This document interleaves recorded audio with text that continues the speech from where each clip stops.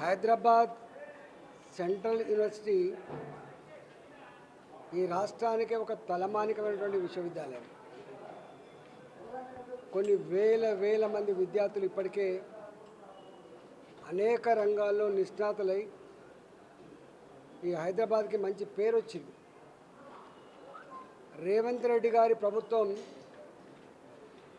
Hyderabad central విశ్వవిద్యాలయపు భూముల్ని అమ్మి అప్పులు కట్టాలనేటువంటి నీచమైన ప్రయత్నం ఏది జరుగుతూ ఉందో, అక్కడ స్టాఫ్ కానీ అక్కడ విద్యార్థులు కానీ మీకు ఇవే దొరికినాయా? ఒకవైపు ఏమో రోజు రోజుకు శ్మశాన వాటికలకు కూడా జాగాలు లేకపోతుంది, మరోవైపు కనీసం పార్కులకు జాగాలు లేకుండా కాంక్రీట్ జంగల్గా మారుతున్నటువంటి ఈ రోజులలో ఈ విశ్వవిద్యాలయ భూములను కూడా తెగనమ్ముకోవడం అనేటువంటిది ఇది ఏ సమాజం కూడా హర్షించదు.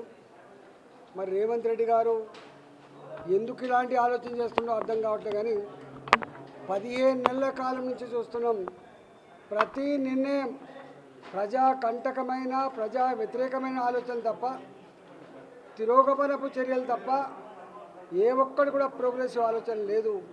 నేను ఒకటే, నిన్న విశ్వవిద్యాలయపు విద్యార్థుల మీద జరిగిన దాడిని తీవ్రంగా ఖండిస్తున్నాం.